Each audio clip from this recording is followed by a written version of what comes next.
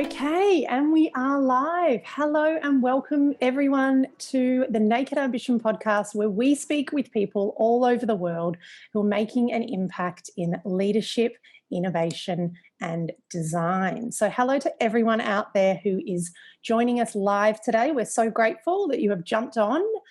And I'm super excited to introduce our guest today, Fred Etiemble. He is, I think, someone who, more than probably anyone we've actually had on the show, who really epitomises someone who's making an impact in all three of those areas of leadership, design and innovation.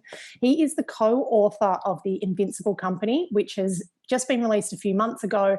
It's a guide to making innovation more accessible for senior leaders in organisations and executives, and really helping them build resilience, making it really possible. Fred, as well, with Strategizer, is an executive advisor on strategy and innovation, and he's been working inside large organisations for around 20 years. So he really knows his stuff. From a personal perspective, I met Fred a couple of years ago when you were drafting this book about 18 months ago, and I've just been absolutely obsessed with it since it was released. So, Fred, welcome. Thanks for joining us. Thanks for the introduction, Fiona. Really happy to be here. Beautiful. Well, let's just jump straight in. Fred, tell us all about the book. How did it come about? Who is it for? Give us the download.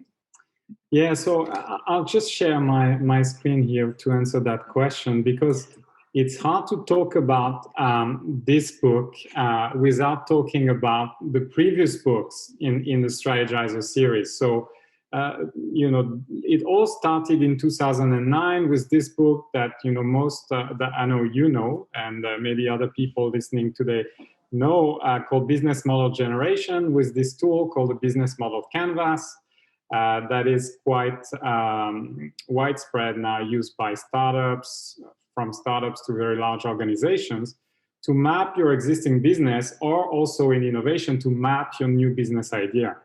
And then it was followed up a few years later, 2014, by this other book called Value Proposition Design, and this other tool called the Value Proposition Canvas, because at the time, what Alex Osterwalder, the author of Business Model Generation with Yves, Pigneur, and founder of Strategizer, what he realized is that people were putting a lot of sticky notes in the value proposition box. They wanted to go deeper in defining the value proposition. And then we created this other tool to help them do that job. So Value Proposition Canvas helps you understand, your customer, their job spends and gains, and map your product and service to fit those customer job spends and gains. And then what we, 5 years later, again, we released another book called Testing Business Ideas, because we had realized that with all the design thinking movement and the impact of trainers and practitioners over the world, even our large clients were getting more and more comfortable prototyping, building a quick prototype at the beginning of the innovation process. But what everyone was still struggling with was testing. People were afraid to test their idea, afraid to get out of the building. So Alex and the team, and David Bland, the main author of Testing Business Ideas, they worked on this book to do two things. First, clarify the testing process and how it fits with the design process. So this design and test double loop that you see here on the screen, and then provide people with a library of experiments. So they could do more than just, customer interview. That's what everyone does at the beginning, but there's so many more experiments you can do to test your ideas. So they put together quite an extensive library with 44 experiments. But the common thread here is that a lot of those books and tools, they are for practitioners. They are for the doers. And what we were getting from the field is that those innovation teams, especially within large organizations, they were very often hitting a glass ceiling. And that was, the barriers and the obstacles they meet when they have to get support from leaders, or when they, very successful and they need to get approval from the board. And usually that's where things start. And so, as you said, we worked on this other book released this year, The Invincible Company. And this book, to answer your question, is more for leaders. So the idea was to provide leaders a guide so that they can manage innovation, so that we could make innovation, especially in large organizations, easier to manage for leaders. It's no longer a black box. They're not afraid of touching this strange thing that is innovation. They have the guide, the processes, the tools they need in order to manage that efficiently. And the main two tools that we introduced with this book are the portfolio map, that we'll talk a little bit maybe about the portfolio map, and the other one is the culture map. And with those two tools, you can build resilience in your organization, and you can create, this thriving innovation culture. So that's why we started. That's why we worked on this book, to solve that problem experienced by innovation teams. But behind that problem from innovation team, there was a problem from leaders. So to solve this problem from leaders as well. Does that make sense? Yeah, absolutely. I love to see that evolution of all of those books as well. And I know a lot of people out there, especially people who are watching the visual of this. So even anyone who's maybe picking up this podcast later on and gets the audio version, I recommend jumping into the YouTube as well, so you can actually see some of what Fred is talking to there. I know, business model generation is absolutely synonymous with, from both in the entrepreneurial or the startup world as well as corporate innovation. So it's often one of those building blocks, and where people start with, how am I going to challenge what has gone before? How do we challenge norms? So it's really cool to see some of that evolution there. And one of the things that really struck me actually digging into the book, that felt, I think there's a few kind of moments in your life where you have like a real wow, I'm seeing a model that really represents something that you had always pictured almost intuitively. I remember it happening when I first saw the Double Diamond about 7 years ago, and I had a big, oh my God, where have you been all my life, through, creative and even banking and industries where we could have done with some of that sort of divergent and convergent.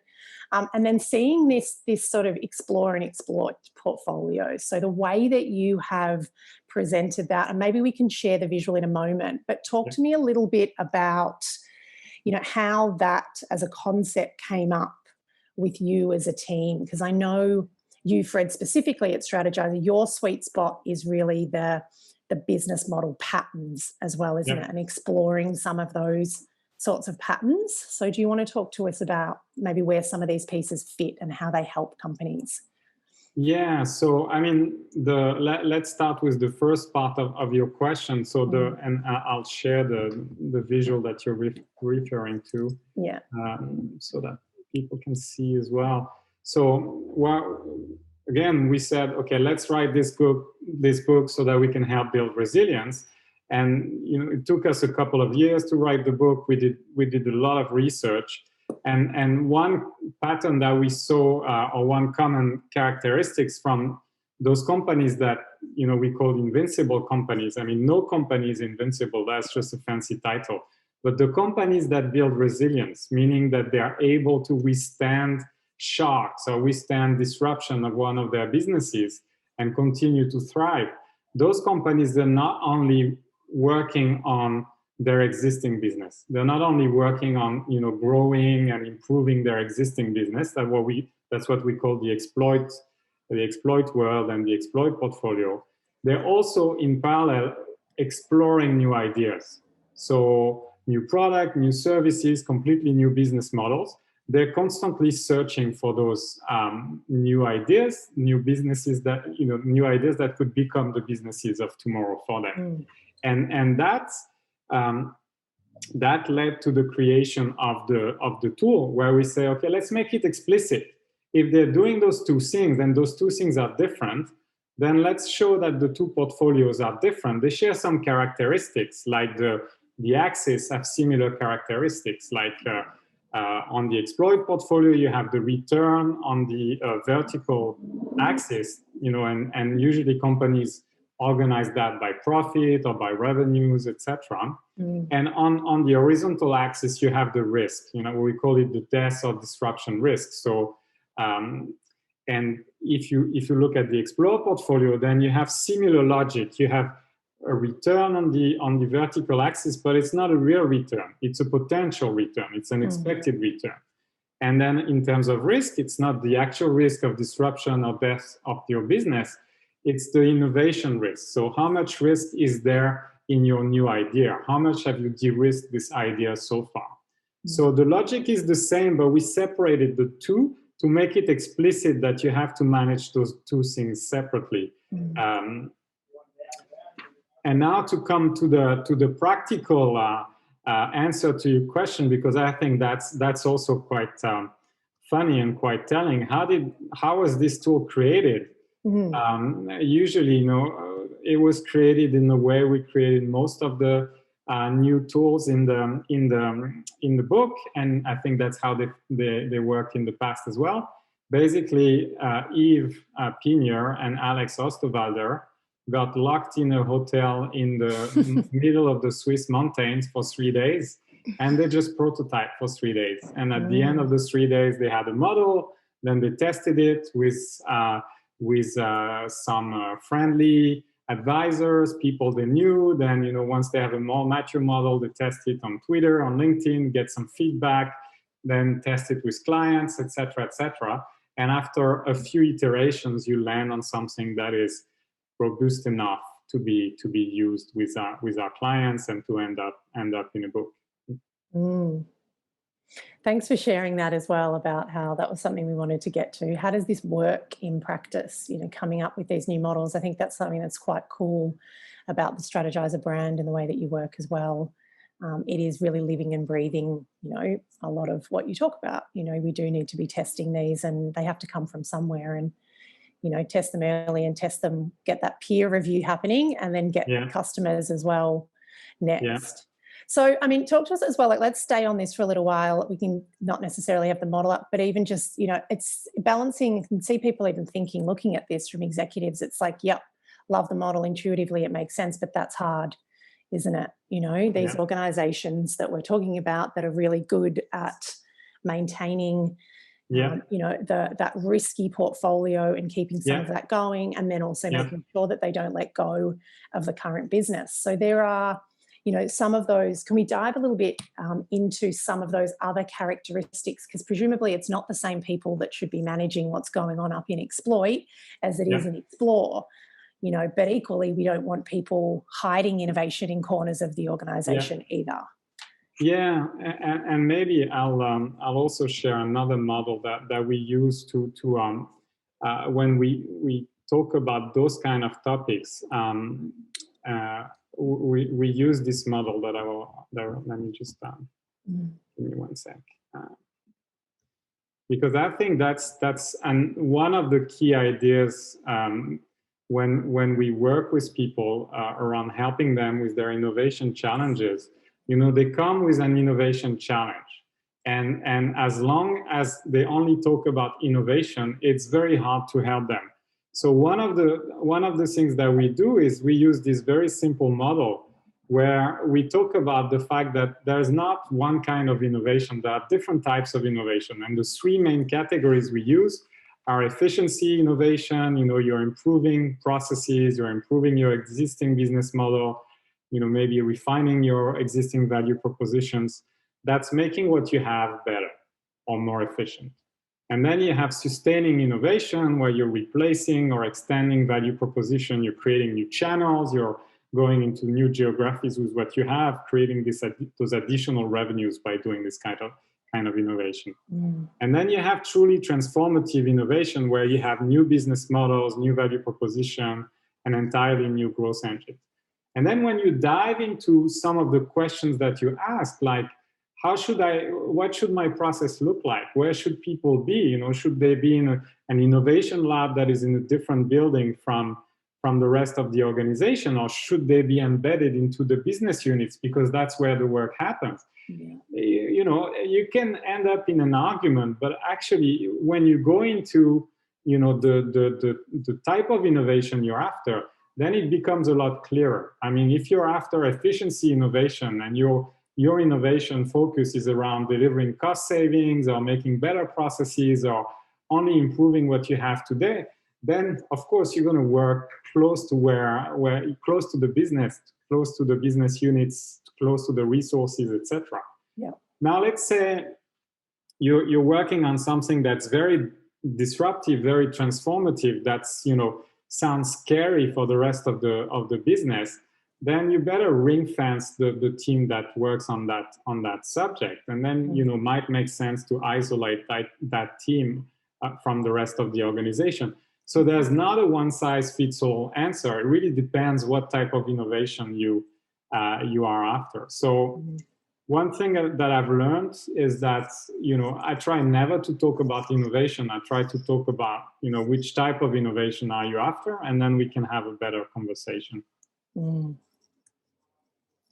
Because I mean, you know, it's certainly the case. It must happen a lot in the work you do. We see this as well. It's where people believe that they're heading towards one type of innovation, or they wish to, or they're talking about this with their team, but actually they're doing a completely different one. And this is really interesting, because it's that what you're talking about here is even just that alignment and awareness really early amongst a leadership team around really, and that's okay as well, you know, as you're saying, it's okay if what we're talking about is efficiency, because maybe that's what the organization needs for the next you know, 2 years or whatever that time horizon is. But let's just be clear about what it is, because it will require a different skill set, won't it, for, you know, different resources, different techniques and these sorts of things as well. One thing, I mean, one example I can share, I mean, I've worked with very recently with an energy company in Europe, and they're investing a lot in innovation. They've created their innovation lab a few years ago. They want to go towards more transformative innovation. They're setting up a corporate venture capital fund internally. They're, you know, getting partnerships with business schools to be exposed to new ideas, etc. They're listening to what other companies in their industry are doing. So they get this feeling that they're doing a lot. And then, you know, there was high expectation from leadership to create new growth with all these activities. And what I did with the corporate innovation team is that we looked at their current innovation portfolio, and we looked at where their different innovation projects fit on those three types of innovation. And what we realized, and we could make explicit visually and share it with the leadership team, is that there was very, very little happening in transformative innovation, and even not a lot happening in sustaining innovation. The center of gravity of their innovation efforts was around efficiency. So efficiency, you're going to get a little bit of savings, you're going to get a little bit of growth maybe, but not at all aligned with the objectives that they had. So then, you know, you're addressing the elephant in the room, and then you can have your corporate innovation team and your leadership team having the conversation they need to have, like, do we need to lower the expectations in terms of growth, or do we need to find ways to reposition our innovation efforts towards more transformative and more sustaining type of innovation? And presumably this isn't a conversation that needs to happen once as well. You know, that's something you've got to keep on coming in and revisiting, and, you know, why you want your leaders to be educated in how to do this themselves. Is that part of what you believe? Yeah, I mean, usually, I mean, part of my job when I work with organizations is helping my clients or the corporate innovation teams often position the bad news. My experience with positioning the bad news or making something explicit is that, it takes a series of conversations, and it takes a few iterations to land where you want to be. So, you know, that's also one reason why using visual tools, using also a lot of data. When we work with organizations, we use as much data coming from them as we can. Like, we survey people, we assess, we let people self-assess. So it's not us coming, you know, we know it all, we're going to tell you what's wrong with your innovation capability. It's, you know, reflecting on how they self-assessed and maybe giving them some ideas how they could select some high leverage improvement actions to to change and improve their innovation capability. Yeah. I want to go back a little bit actually and dive to understand a bit about how, this is sort of the higher level strategic work as well that you're part of and you do at Strategizer. Tell us firstly how you ended up there, and then what you sort of specialize in the team, the thing that really kind of lights you up as well. So when I look back at my career, it's really the thread is really about change. How to change. And so even from the very start of my career, I've been attracted to large change programs, or creating new organizations, creating new companies. Always more on the corporate side than on the startup side. I mean, and that's already answering part of your question. That's what I bring to the team, to the mix. But if I reflect, it's always been about large programs of change. And then the second force of my career has been that I've had to move several times. So, I started my career in France, and then my wife was working for a large global company. And you know how careers in those global companies are. You do a few years here, then you move to somewhere else, and you move to somewhere else, etc. So I had to move.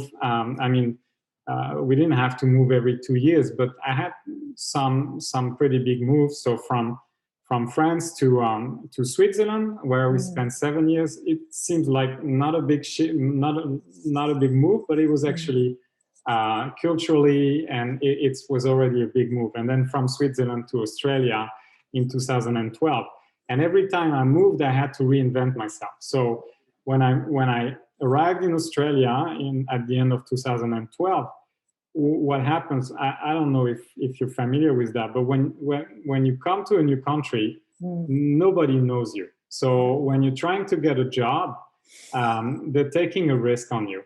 So the way they mitigate this risk is by having you do the things that you were doing 2 years ago, because they're like, he was doing that 2 years ago, so he has experience on this thing.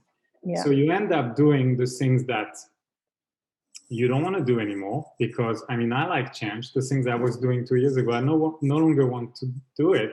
But that's the kind of jobs that you get. So when I got to Australia, I went back into programs of change, but that were really efficiency type program of change. So organizations were branding them as business transformations, but mostly it was like putting a new ERP system, and with this ERP system, standardized processes, and with standardized processes, let's get rid of 100 people and call it a victory for the organization. Yeah. So this type of project. Yeah. And after a few of those, one day I just literally woke up and felt like I was in the Groundhog Day. Like every day was the same, and I felt completely uninspired, and I was like, I need to do something different. And I started an exploration of what I wanted to do, and a little bit like what you described. I started to I went back to consulting, different types of change that would be more on either culture or creating something new, like innovation. And I ended up in this conference one day called the Agile Conference in Melbourne.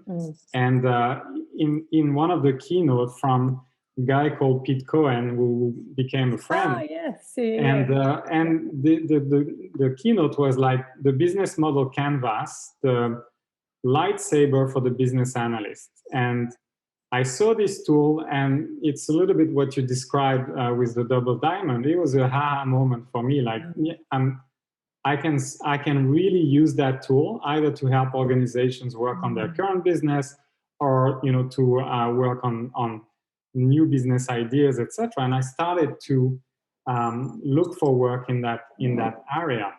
And at one of my clients, I had the opportunity to use this toolkit. At the time, I was not I didn't feel I was competent enough to train people on how to use it. I had use for my own use, but not for clients. So I brought in someone else who became my friend called Greg Bernarda. Greg Bernarda is the author of Value Proposition Design, the second book that we saw, the co-author.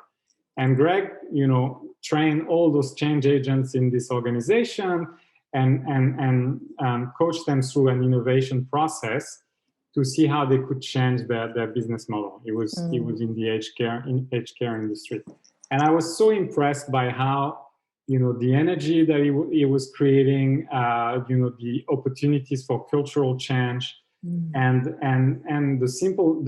potential of that tool, that I started doing more and more. I did more and more work with Greg. I ended up going to this thing called the Strategizer Bootcamp in 2016.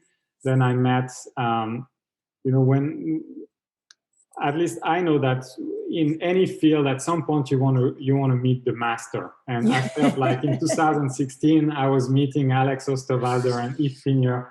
I was like so impressed. I was meeting the masters, and There's some kind of Star Wars analogy we need here as well, isn't it? That's that kind of, yeah. Got it. Your Jedi Master, you got there. Exactly. Yeah. Exactly. And I got along with them pretty rapidly. And Alex is also someone who's very direct. And I think one day he told me at the end of this boot camp, I don't know you. I've never worked with you. Greg tells me you know your stuff, but I have no idea. So what I'm willing to do is to create an opportunity so we can work together and see if we enjoy that.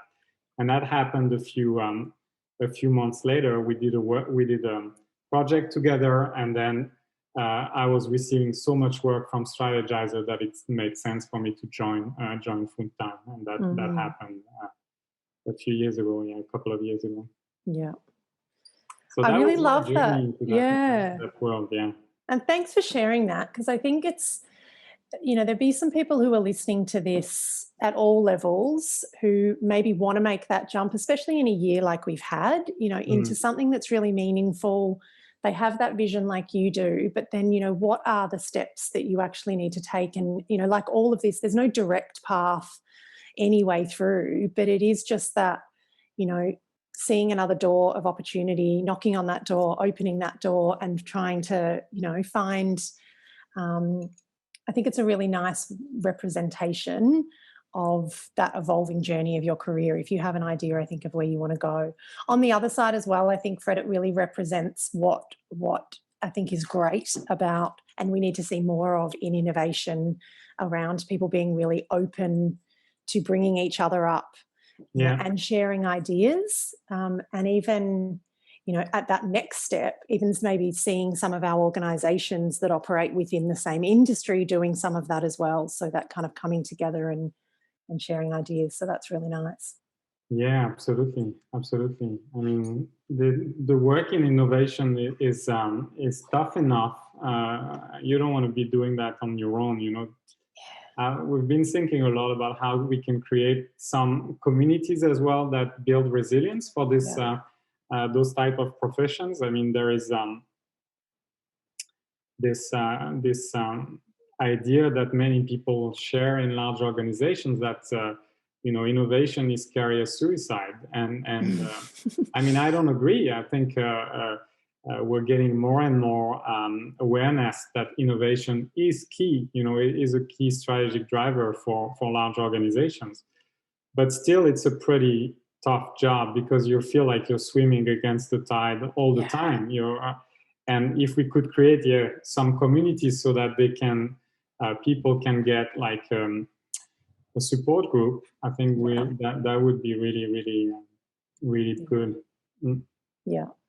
I mean, that's a big, that's, especially for the entrepreneurs, not even people doing it outside, exactly as you're talking about there. How can you make life, it's a big passion of ours too, how do we make life easier for entrepreneurs? Because they're often just that one that sees something that they want to change. They don't have those tools yet, but they know it isn't being done right. You were that person and then you've stepped out.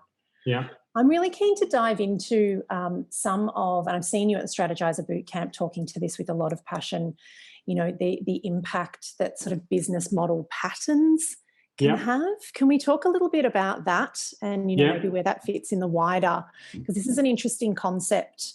As Fred's bringing some of this up, you know, for anyone out there that's operating, you know, has used the business model canvas before or is curious about this, but, you know, like what are the different ways that, you know, you can genuinely innovate around different aspects of, you know, of the business model from a financial perspective, or whether it's your value prop and these sorts of things and the kind of levers you can pull. Yeah, and you know, those, I mean, that's a great question, and I'm really happy that you're asking about the business model patterns, because I think that's a very underused tools. And when I talked about, you know, testing and some of the things we did to test the book, this probably generated the most awkward moments. Like when we tested, I tested it I mean, that's the part that I spend most time on in the book, those invent patterns and shift patterns. And I tested them extensively. And I had many, many times where people had just no clue what I was talking about. Like this is really not intuitive for people. So first, let me frame this around, so patterns. We are in the Explore portfolio. We want to create a new product, new service, new business model. So we're going to use that process where we are designing, then we are testing our assumptions through that design, through that testing loop, and then we're making decisions on our business model. You know, should we change something to the design of the business model? Then we do another design loop, etc. Then more testing loops, etc., etc. And over time, you progress and you go towards, you know, your exploit portfolio.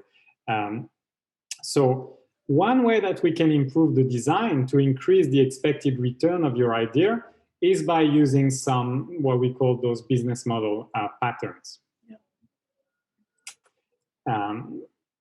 And those business model patterns, basically, we say, okay, it's a repeatable configuration of different business model building blocks to strengthen an organization's overall business model. So usually I've lost everyone by then. I was going to say, I love it. We want to get a copywriter on that. Yeah. So what it means, I mean, business model patterns, they're used everywhere. I mean, they're used by nature. Nature uses patterns everywhere. They're also used by other businesses or industries or professions that inspire us a lot, like architects. If you have large windows that are north facing in that part of the world, you're going to get a lot of light in the room, and you're going to get heat as well.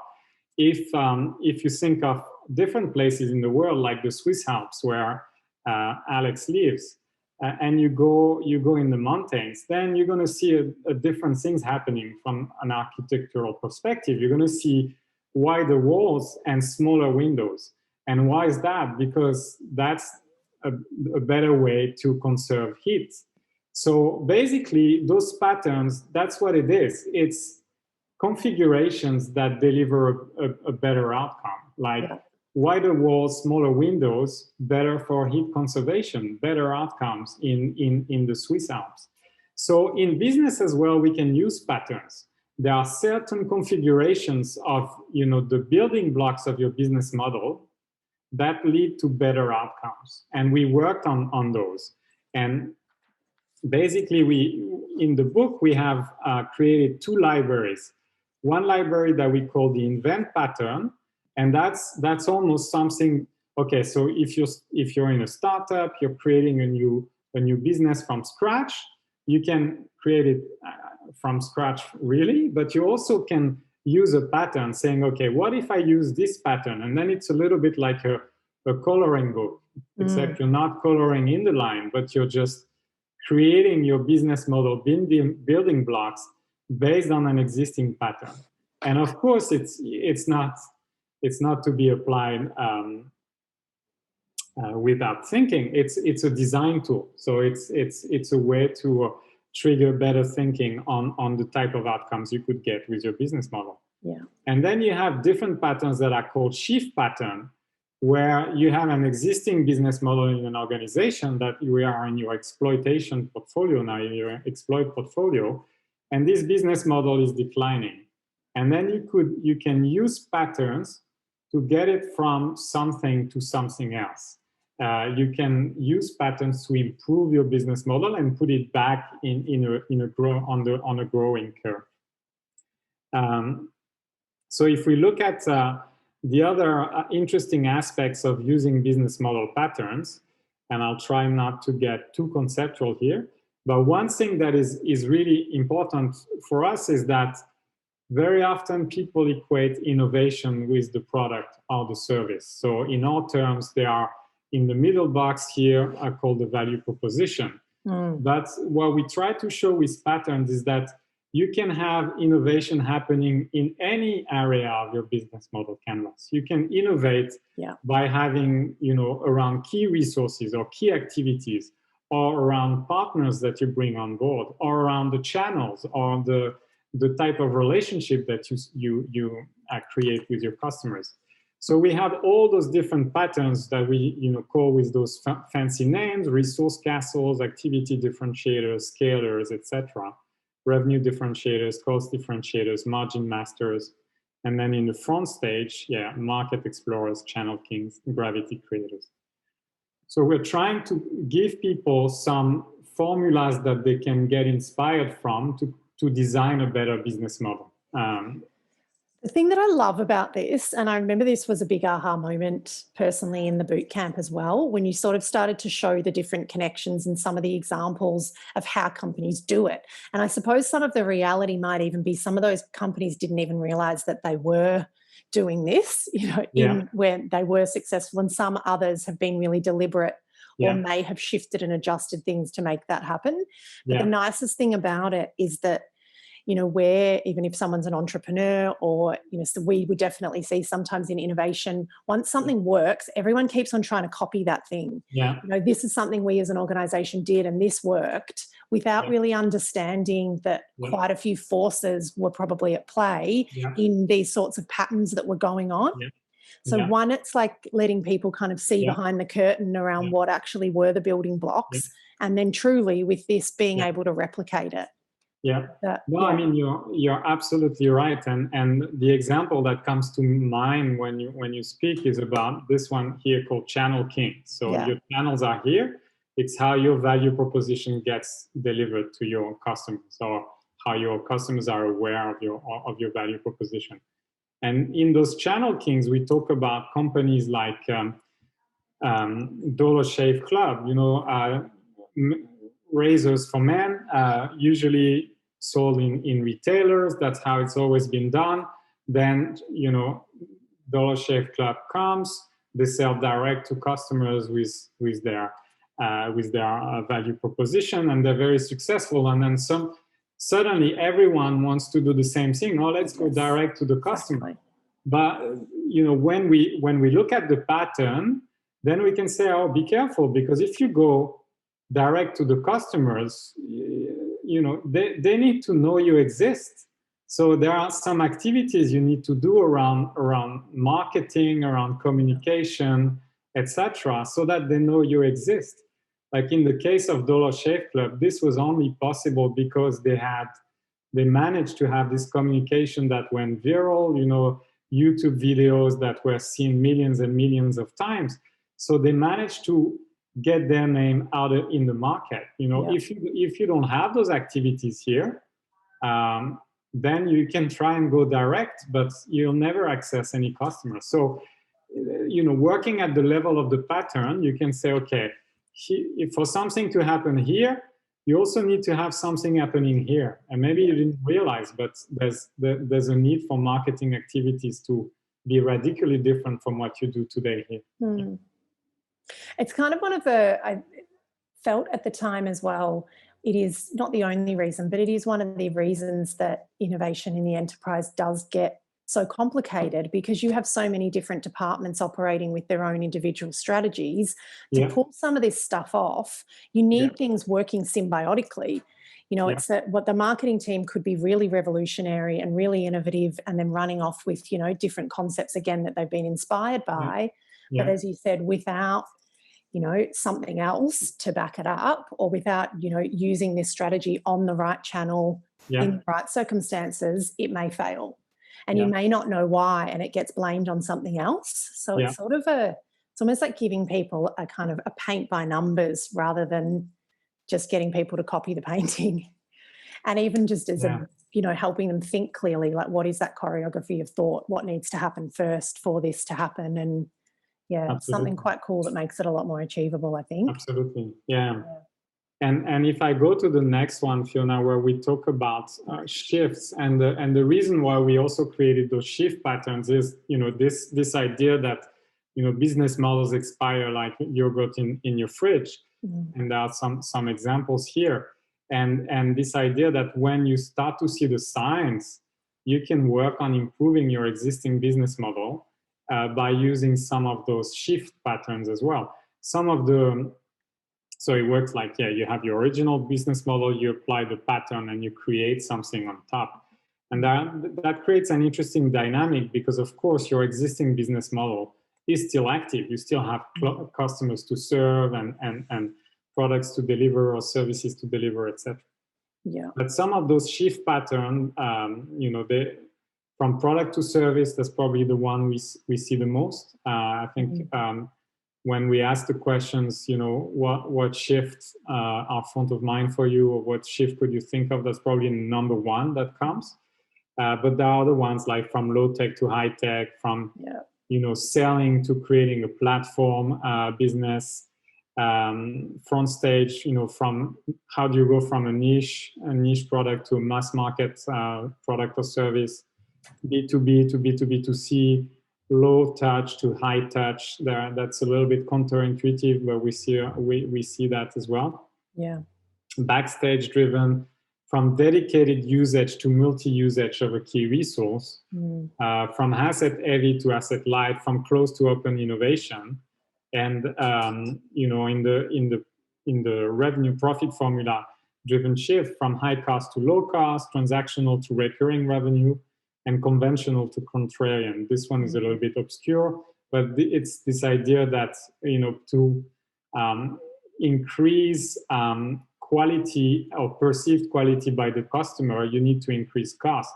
But there are actually companies that manage to reduce cost and increase the perceived quality from the customer. So that's why we call them contrarian, because it goes opposite to the conventional thinking. And some of those shifts can go both ways as well. You know, like for instance, Amazon as a platform business, you know, going towards selling stuff, having a sales business as well. Some of those shifts can go both ways. What is a great example? Is Nestle and the pods the sorts of something you could explain through the shifts, or what's one that you could kind of talk to us about that people might recognize? So, there are a few that are, you know, very inspiring. I found there's one that we talk about in the book.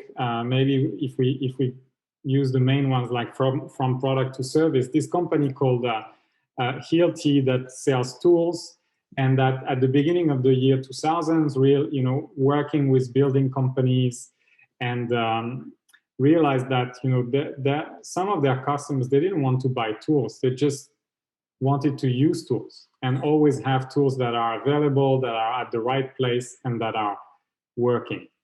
And they started, you know, working on a solution that would be more like fleet management for tools. And it took them some time, and they had the support and the drive from one of their main customers.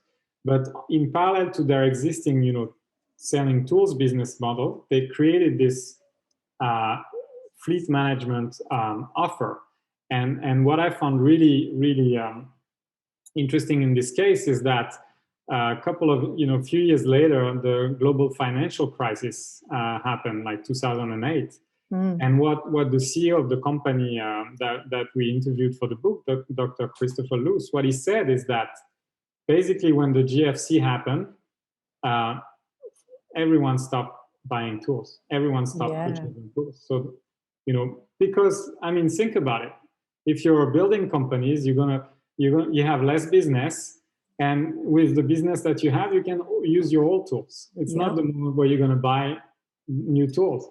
But he said because they had started shifting towards a service business model, that's how they could survive and be resilient to the shock of the global financial crisis. So some of those shifts, they are for organizations. They make the difference between thriving and obsolescence, basically. Well, yeah, super important now as well for some companies that are still in the midst of a lot of that, and more to come both here and in Europe as well. We've probably just had the first wave, so these sorts of trying to preempt how do you make your business more resilient through the times that are going to come. Yeah, absolutely. I want to I'm really interested actually in your thoughts, as somebody who is driving innovation strategies in organizations.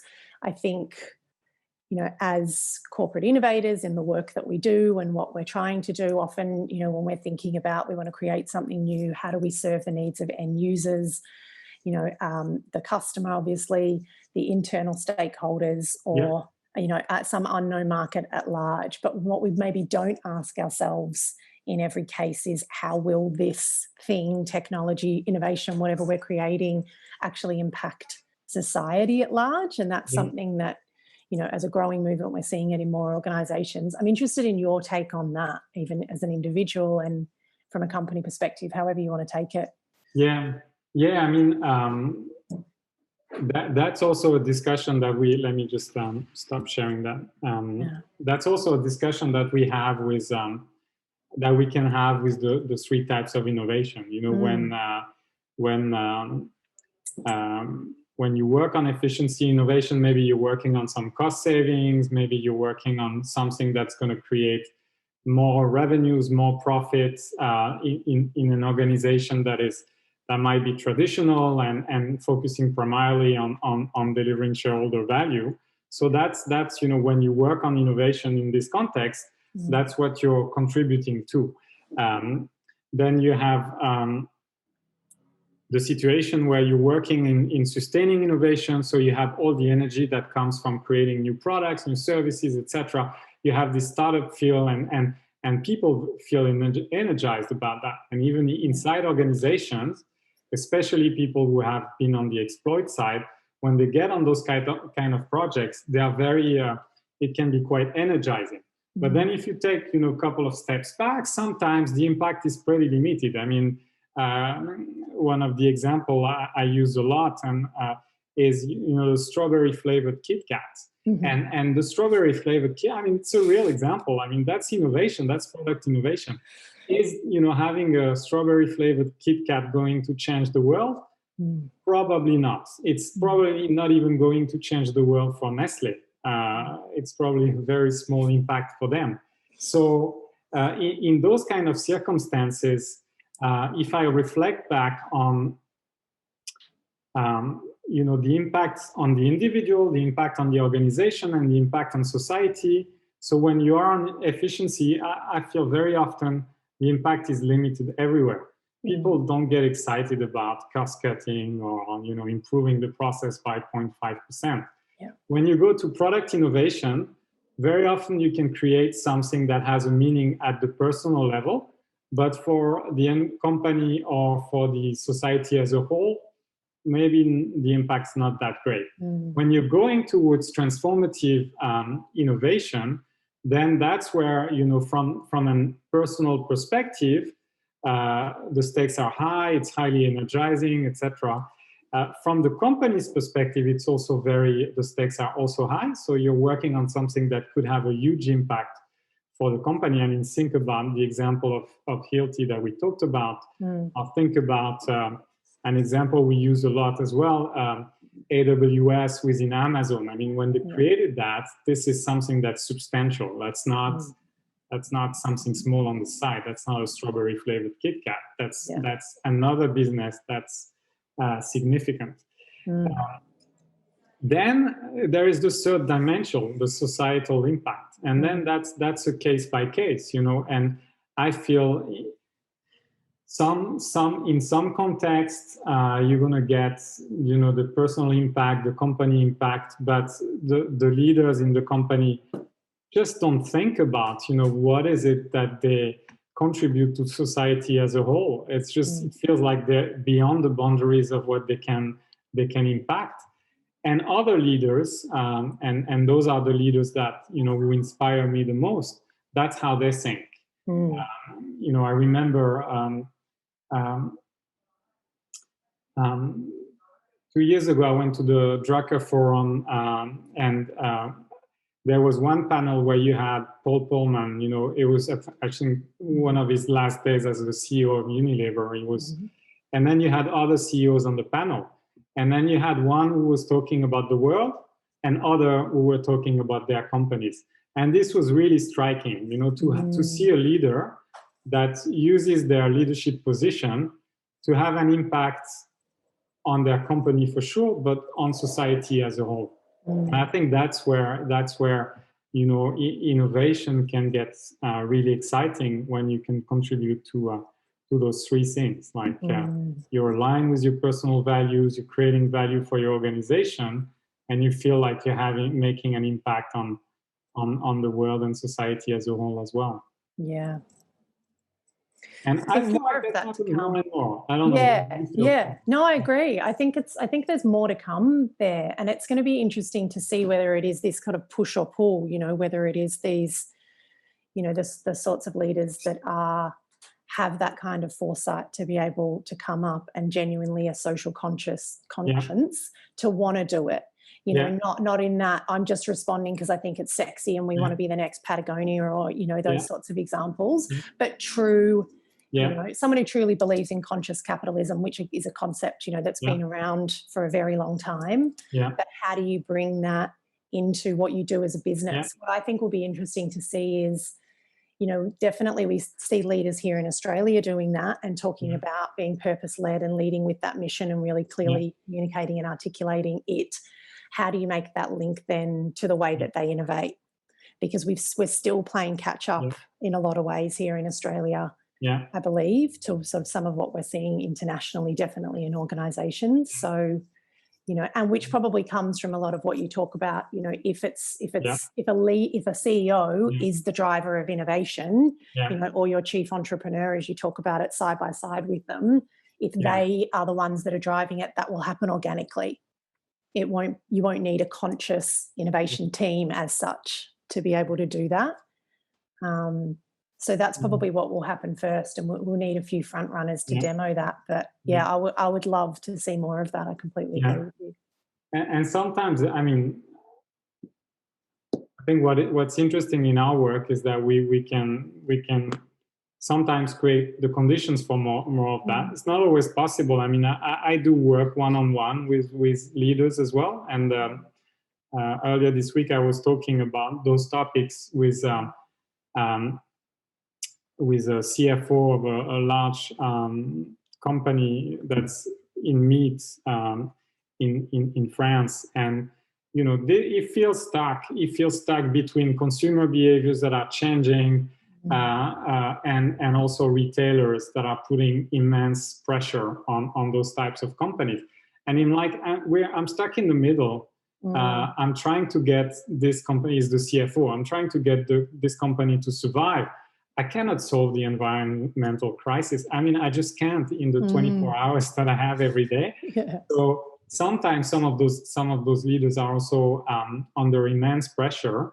But yeah, as often as we can, also introduce a little bit of a conscience in more conscious or more awareness of the impact of what we do, even when we're working on those innovation topics. The more we can do that, the better, I feel.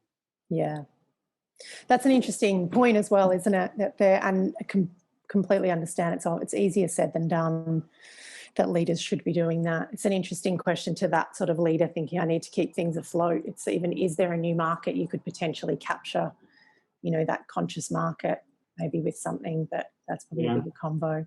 Absolutely. Yeah. Oh, beautiful.